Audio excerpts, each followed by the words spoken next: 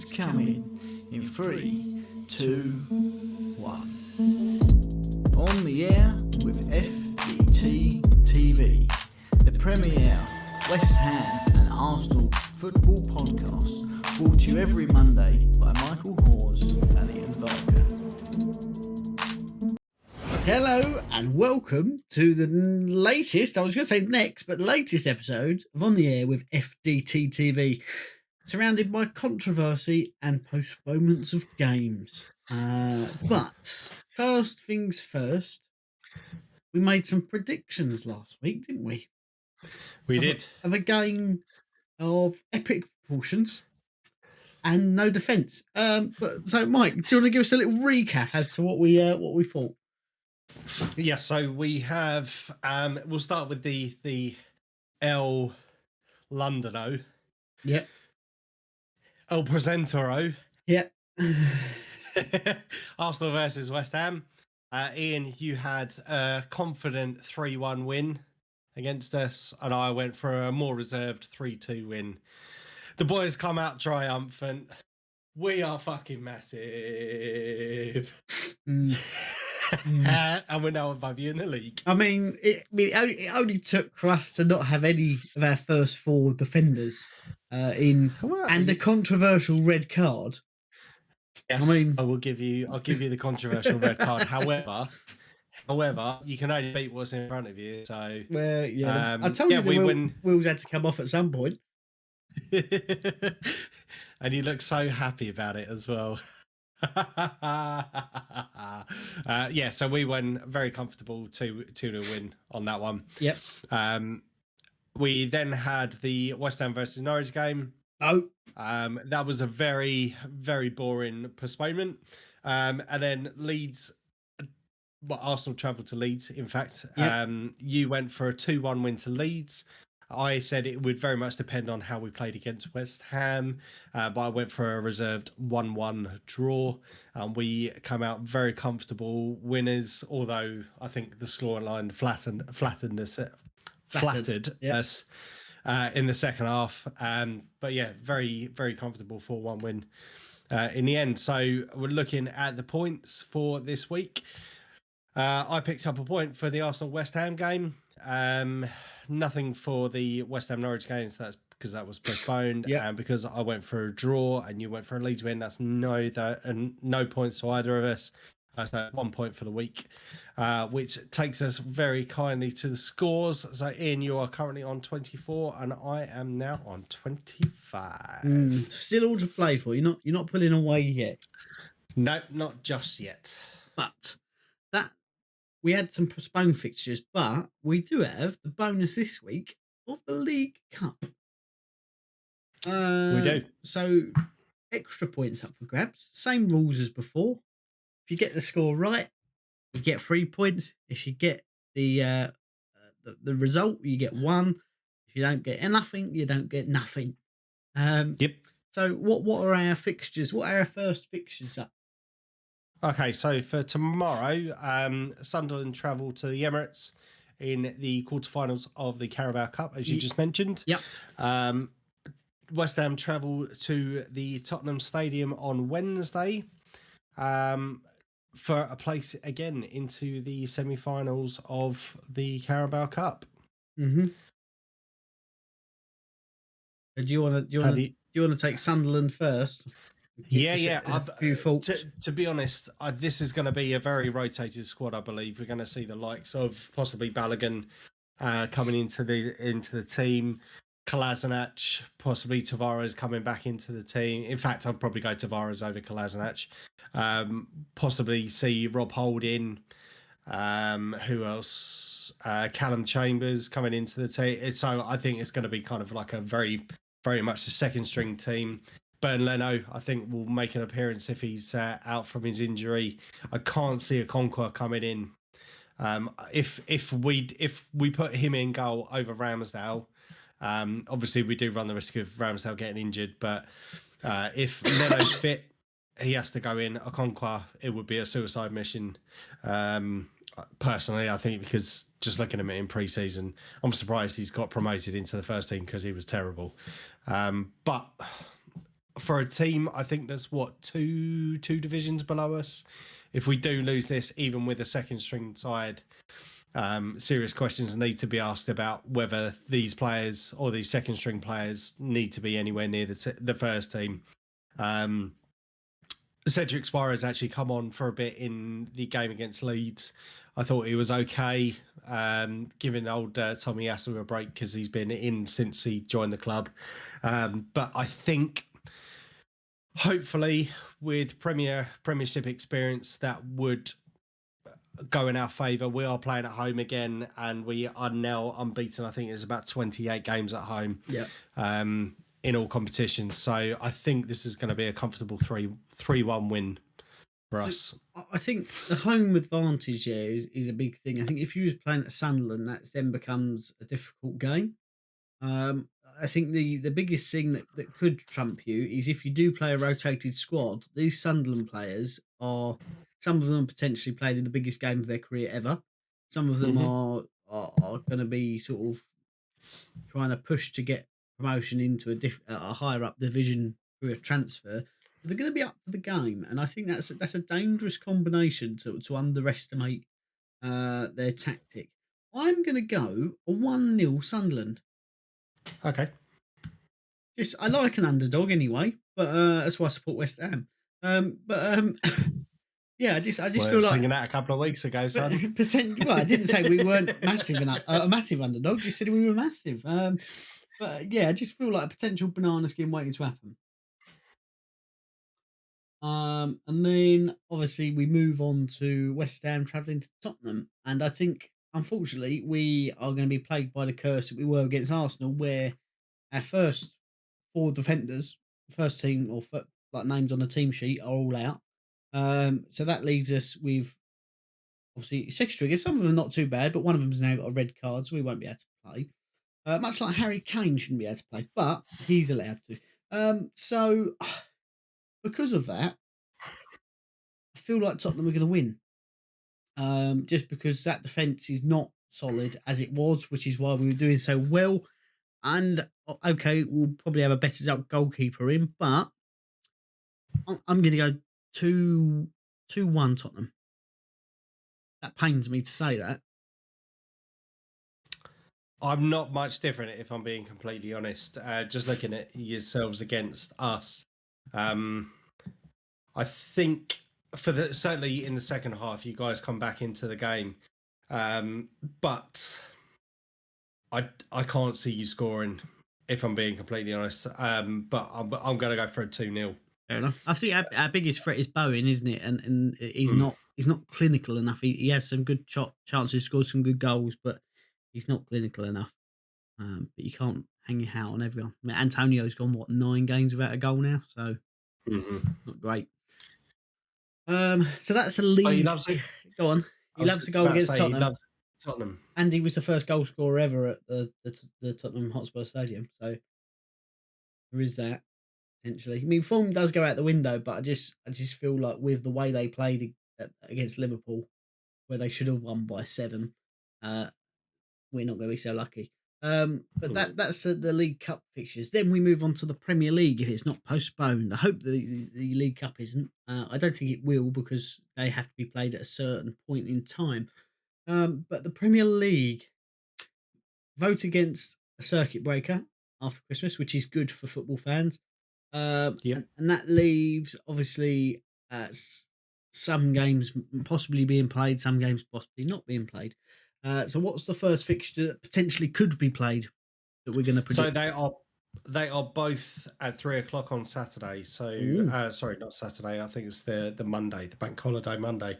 Was it bank holiday? Yes, it's Christmas, isn't it? Yeah. Just because Christmas Day and Boxing Day fall on the weekend, they've given us 2 extra days, which was very nice. And then the Queen's going to die. So yeah, there's your title for this week's podcast. And then the Queen's going to die. Yeah. So we've got West Ham versus Southampton and Arsenal, or Norwich versus Arsenal. So I'll let you go first on this one. Okay. So Southampton have been a bit lackluster, especially since they sold Danny Ings. But in the same breath, we have been recently. I think the extended break of having a week off will do us some favours, and I think that Moyes will have them well drilled. If we lose against Tottenham, um, then potentially we're sort of just trying to steady the ship rather than continue to plummet. I think if we lose the next couple of games, we're going to start free falling, and that's never good. So I'm going to go for a bit of a boring one. To be fair, I'm going to go 0-0. Again, I've not gone too dissimilar on this one. Again, just based on current form, I mean, I sincerely hope, being as we are the other side of North London against our bitter rivals, scumbags. We're I playing hope Watford. no, shut up. Yeah, I'm hoping you do the number on Spurs on Wednesday, but I'm gonna go for this one as a 1-1 draw. I think. Fair enough. And what's the next game? Norwich versus Arsenal. Ooh. So obviously, Norwich still on a bit of a poor run. Had a bit of a new manager bounce, but continued to be a bit weak defensively. Obviously, the game, as you mentioned just a moment ago, was postponed. If this game goes ahead, because we've started seeing COVID cases cropping up in the Arsenal team now. I think Sambi Lokonga's tested positive for COVID. So it does beg the question as to whether this fixture will go ahead. But I am... I want to say this is going to be a comfortable win for us. But we have seen against some of the lesser teams already this season, especially travelling away from home, that they can cause us a few problems. But I think I'm going to go based on current form. Granted, we had a few bumps in the road against Manchester City and Liverpool and Everton, but I think this one should be a comfortable win. I'm going to go for a 3-0 win on this one. Yeah, I think you're right, but I'm going to go slightly different because I think the gap in fixtures will help Norwich out, especially under a new manager playing a new way. And again, I think potential banana skin fixture. See against Brentford. If Norwich play the way they did against Manchester United, I think potentially they could snatch something. My biggest thing now is as I said last week. Obviously, Aubameyang. We'll get onto that in a minute, but Aubameyang's out. I don't think we're going to see any more of him in the Arsenal team, and I think it makes you much more dangerous. Makes you much more hungry going forward when you see the likes of Martinelli, Smith Rowe, Saka, all wanting to just run at people. Makes it a much more challenging fixture, and I think the speed will do you. So I'm gonna I'm gonna go for a blowout. Actually, I've changed my mind. 5-0 Arsenal. 5-0. Okay. So that is the scores wrapped up. So just a quick recap. Arsenal versus Sunderland. You've gone for a 1-0 to win to Sunderland. Yes. I've gone 3-1. Tottenham versus West Ham. You've gone 2-1. I've gone 2-0 to Spurs. West Ham, Southampton. You went 0-0. I went 1-1. And Norwich versus Arsenal. You've gone 5-0 Arsenal. And I've gone for a 3-0. Yep. Perfect. Cool. So that moves us on just very quickly. Aubameyang. Obviously, we see him stripped of the captaincy through disciplinary issues, things like that. We spoke about it a little bit last week, so if you want to go back and see that, then do that. Now, for a while, every time that something crops up, whether he's ill and he's missed games, he's had a few disciplinary issues. I've sort of raised some sort of question marks to you. And what I would say is obviously, as you do, you back your captain and you have every opportunity. Is there now any way back for him, seeing as he doesn't seem to be bothered that he's been stripped of the captaincy? I think it depends on how you look at it. Because from conversations that have been had with the boss it seems that it was a very delicate conversation that was had between the two parties. So we've been told that he needs a bit of time out. I mean, if you look at the whole Granit Xhaka thing, we were told that he needed some time away based on the incident that happened, so the shirt throw in and all that sort of stuff. As you mentioned, it's not the first time this has happened, but there's by no means, it's not impossible for a player to kind of re-establish themselves. Obviously, with Granit Xhaka, up until we got injured a couple of weeks ago, he was one of the names that you kind of had to have on the team sheet. And I think in the last couple of games as well, he's been quite good. So it's not impossible for yourself to work your way back into the squad. The fear I have with this is that it seems very much similar to the whole kind of Mesut Ozil thing. Now, obviously, that was one of the concerns about when he signed the big money contract. Coming up to his contract renewal, he was untouchable, scoring goals, just an excellent player. Since he signed the contract, you do seem to, you seem to have or he seems to have lost any sort of passion for the game. I know he's got kind of outside influences which could be distracting him. I think it's with that his mother's health or something, and that was one of the reasons as to why he wanted consideration for special leave. I think one of the things that pissed off the boss was the fact that he was seen getting a tattoo whilst he was out in Spain, and he was late coming back as agreed. So it's not impossible. However, I think I agree with you that we are potentially seeing the last of Aubameyang in an Arsenal shirt. I hope not. And I've been saying for weeks that I think the issue with Aubameyang is the pressure of the captaincy. I think potentially with him now having the captaincy removed, there's less pressure on him. But at the same time, he's now got to knock a few players off their perch. With the likes of Martinelli, who's been outstanding in the last few games since he's come back into the team. He's been given his opportunity and he's taken it. Lacazette is finally getting a run of games and is currently wearing the captaincy band. Again, in the last couple of games, he's been absolutely incredible. He's held the ball up well, got assists, and he's just more than a goal scorer. The issue that I have with him is his age and coming to the end of his contract. Yep. It's going to take a lot, I think, to for him to consider staying with us, given his checkered history in game time with us. Even though he has been scoring goals, last season's top scorer.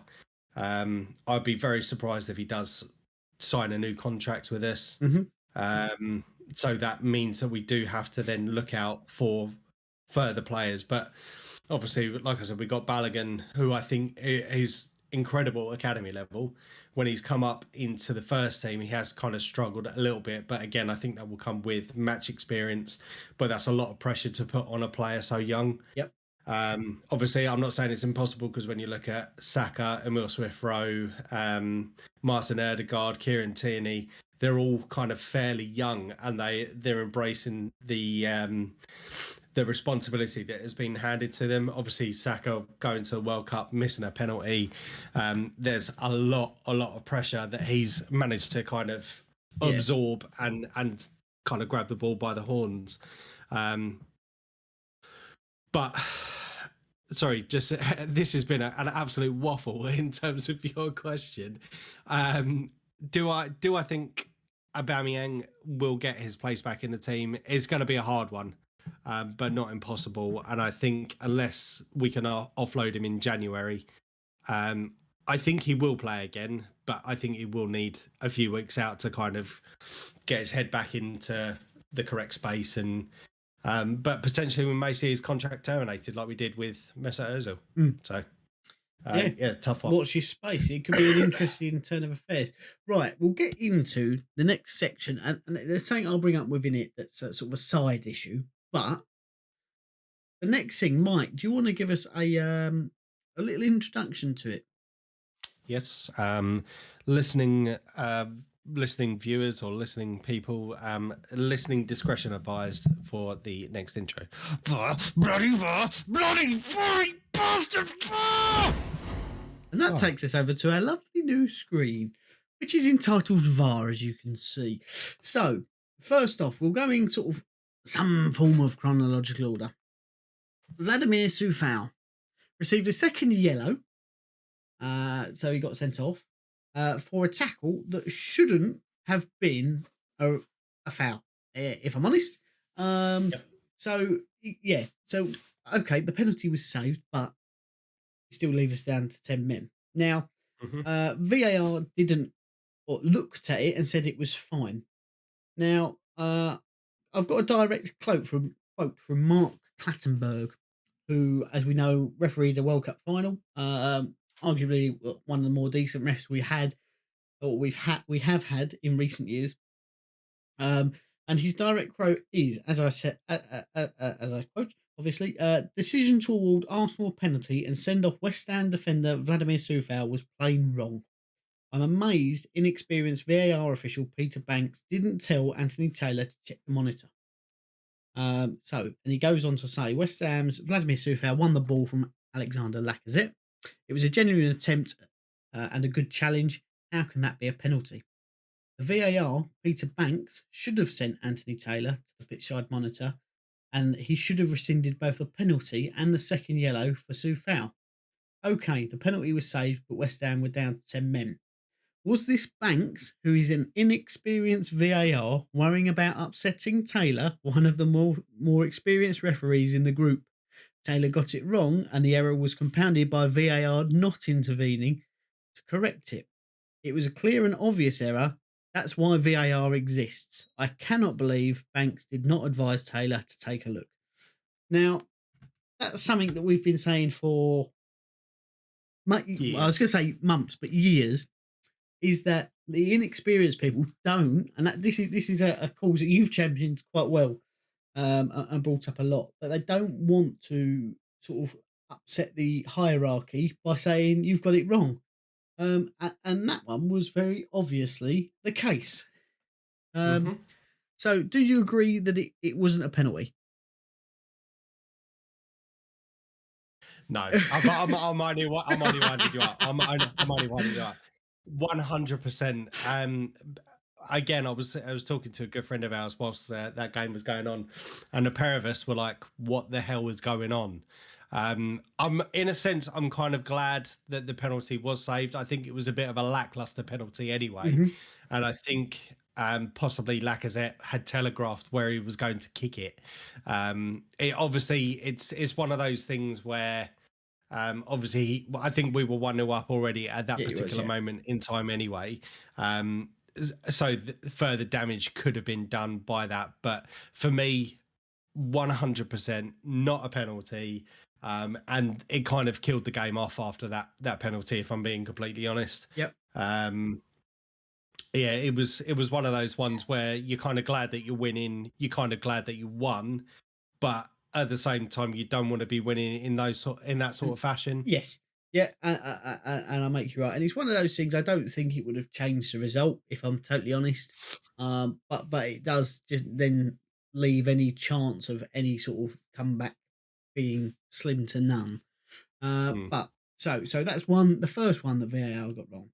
The second one, which I say got it wrong, it was given by the official, and the reason I've put it in here, it was Ben White on Geldhart.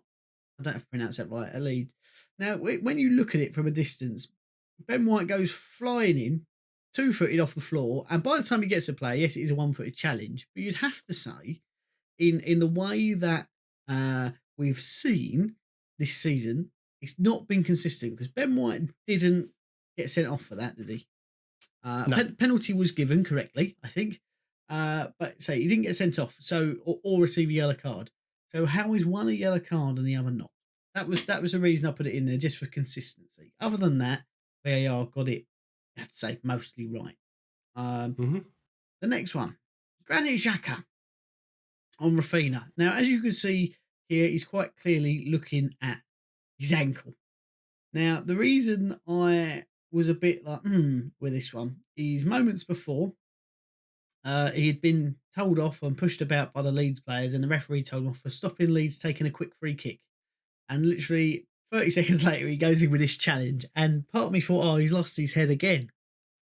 But VAR looked at it, and so did the ref. And they both decided there was nothing more than a telling off needed. Now, there is some argument that he should have seen red for potential intent and endangering a player, as we have seen this season, but he didn't. So, what's your take on that challenge, Mike? I think I'm very similar to you. It was one of those ones where your heart goes into your throat and you're like, what the fuck are you doing? And it did seem to be a bit of a Granit Xhaka special, shall we say. Yep. It's one of these ones that we've seen where he does kind of lose his cool and does go in a bit recklessly. To be honest, I could see it from both sides. I think the difficulty with this one is proving the intent of the player. Obviously, that you could pause a picture at any point. Yep. And I mean, he could be looking up at the camera like that. But again, in the heat of the moment, you can possibly make a camera shot look more sinister than what it actually is. Yep. So I think I can see it. If he did get a booking or a red card, you couldn't argue against it because it was a bit of a nutty challenge. Yep. But at the same time, it's proving the intent of the player. Yes. Now, I'm trying to sit on the fence with that one, Yeah, because so I can me, see it from both sides. For me, I think there is definitely a case for red card. You could make that case quite definitively. Yep. From the fact that Rafinha gave him a shove, 30 seconds later he stamped on him. If Rafinha had to go off injured for a broken ankle, would it have then been upgraded to a red? I don't know. It's ifs and buts, isn't it? I think the interesting thing is, about 2 minutes after this, we see a very similar challenge. I would say lesser. It wasn't quite as high up, but similar essence of challenge by a Leeds player. Straight yellow, no mucking about, no. And that's the bit that got it for me. Is if one's a yellow, the other one's got to be a yellow. You can't chop and change. Say no, that one wasn't as bad as. And that was a bit that was a little bit silly for me. But yeah, I think I did feel for Arsenal fans, because I thought it's a momentary lapse again, and every single one of them going, "Oh, it's him again! It's him again!" But moving on to the next one, which I think everyone has said should have been a straight red. Harry Kane on Andy Robertson. As you can see there, he absolutely clattered him. No intent to play the ball, endangered the player, and got absolutely bugger all for him. So what's your take on that? I was listening to Ref Watch on Sky Sports, and I think it's Dermot Gallagher was giving his thoughts on this. And now I'm surprised that he didn't get red carded for this. He was surprised that he didn't get red carded for this, and I quote, "He's lucky to still be on the pitch." Yep, is what was said. Now, when the Sky Sports presenter asked him further questions about this, there's certain criteria that have to be looked at in order for it to be given a straight red. So, are you endangering the player? Distance travelled? What was the other stuff? I can't remember exactly, but there was about 4 or 5 things that definitely kind two of reeled off. Yes, yeah. And I think I thought to myself, well, he's hit all of those. Yeah. And for that to be completely overlooked, I think is disgusting. I know from looking at the Granit Xhaka one, it's I can kind of see it from that perspective, but from the position, Harry Kane had left the floor. Yep. He was very much saved by the fact that Andy Robertson had jumped. Yep. Sorry, Andy Robertson's lucky that he jumped at that particular Oh, I point. think a leg because breaker, wasn't it? exactly. Now, one of the things that Dermot said was that referees are trained to look at the height of the offensive players tackle. Yep. So what was said is that, I mean, it was kind of coming up.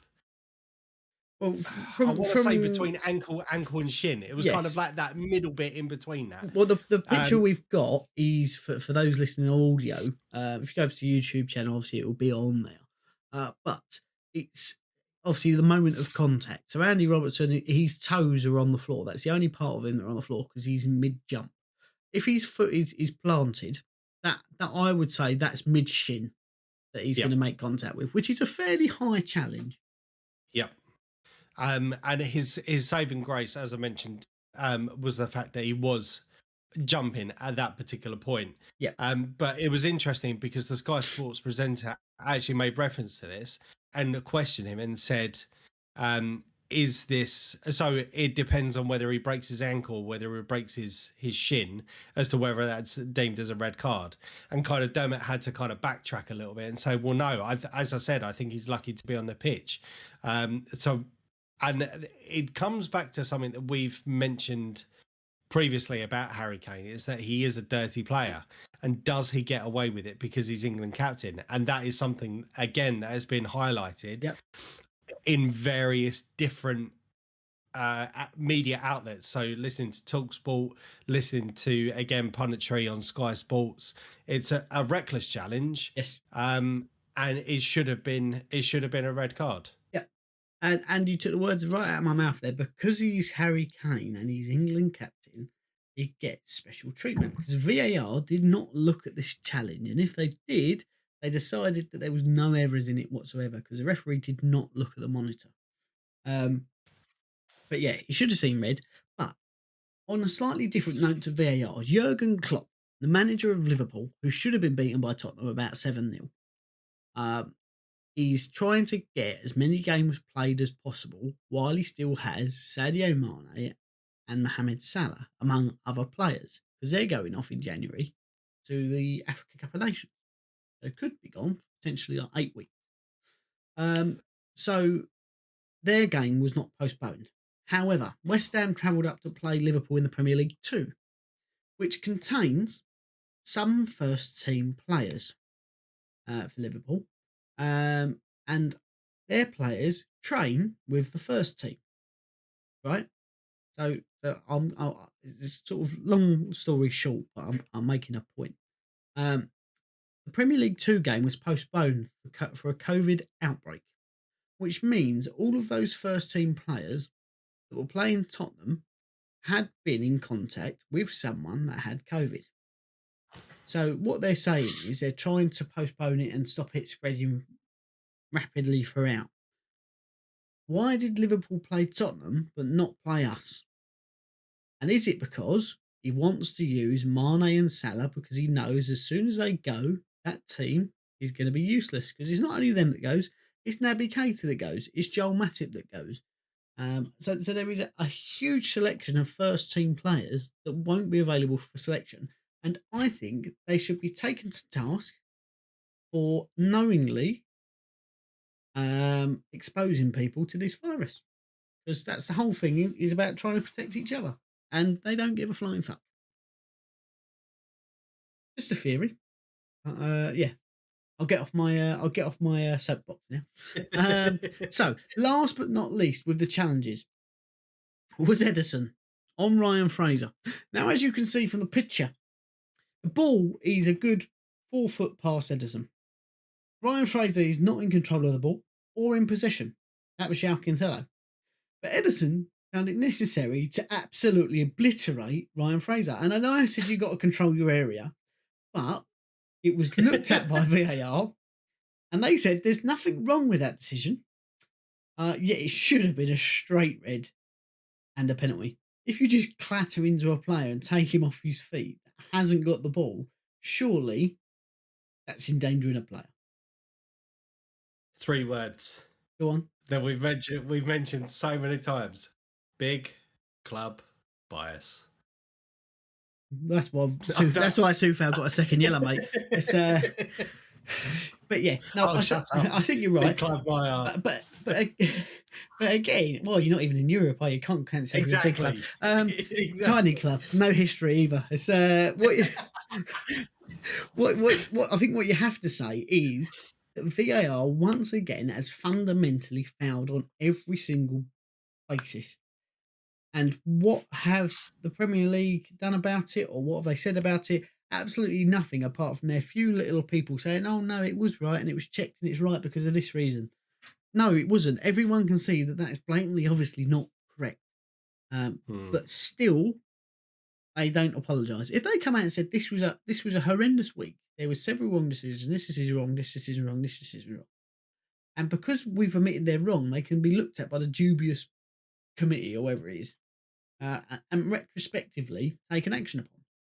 I think everyone would go, well, that's the best course of action. You've got it wrong on the day. Let's retrospectively put it right. But instead, they insist that they get it correct, which I think frustrates everybody. So I now think where they were starting at the beginning of the season to win fans over, slowly but surely, by having a few weeks where there's no controversy, they're getting it right. I think that now that scale has now tipped completely the other way again this weekend because we've seen more and more controversies, and this weekend was horrendous. All the fans now are like, get it gone, get it gone. I don't know anyone who has a good word to say about it, and I've not heard a good word about it in a long time. And I was saying for a while, actually, it is working and it's doing all right. And I was sort of singing its praises, but I'm very much the same thing. It needs to go, or the referees need to go. One of the two, Hmm. because obviously the fans can quite clearly see that it's wrong. For a replay on the TV, you've got how many screens, and they still can't get it right. 12. Is that how many they I got? heard this earlier. They've got 12 screens. 12 screens, so 12 different views, and still can't get it right. I mean, I don't know. It's mind-boggling, isn't it? Again, just listening to various media outlets over the course of the last couple of days, there a lot of people seem to be jumping on the bandwagon in terms of the people who are running the VAR. And I will go back to something that I've said about this on several occasions. It's you could have the best referees in the world doing both the refereeing and the VAR. However, it's still subjective. You've just mentioned earlier on with the whole lesser experienced referee not wanting to undermine a more experienced referee. Yep. That's bullshit. It shouldn't make a difference. No, it If shouldn't. they've got a decision wrong, it should be called out on it. At the end of the day, they're looking to get the fairest game for both teams. That's the whole reason it was brought in. It was to correct the wrong decisions. But the issue that we have is that it's subjective. One person might look at something and say, "No, I don't agree with the referee's decision. This is my justification for it." The referee may say, "Well, no, this is my decision. And this is the reason why I've done it." Yep. You could have a further 3 or 4 referees look at the same decision, and 2 of them say yes, 2 of them say no. So there needs to be clearer guidelines as to what VAR is there for. Personally, and if it's something that my wife actually mentioned, is that if you're going to be using VAR, the referee should ultimately have the responsibility of any decision. Yep. So Should be they made should to be look at it encouraged. every time. Yep. Exactly. Yeah. And this is coming from a person that knows nothing about or was just listening to the interviews on Talksport and said, well, why isn't the ref given the responsibility? He's been put in charge of that match, therefore he should have the say. Now, I get from wanting to or not wanting to slow the game down. However, we've seen it on so many occasions where VAR has gone, no, you've got that decision wrong, overturn it, and we're left wondering why.